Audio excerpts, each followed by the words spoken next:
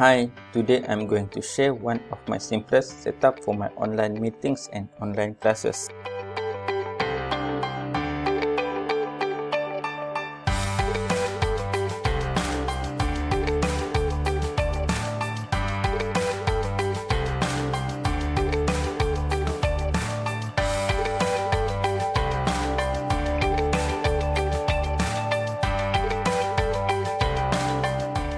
My main computer is a notebook.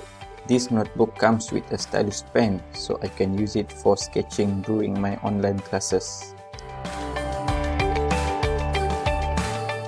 The notebook has two USB Type-C Thunderbolt 3 ports. I'm using a dual monitor setup where I use a single USB Type-C cable to connect the notebook to an external monitor. Then, the primary monitor is connected to the second or extended monitor via a display cable.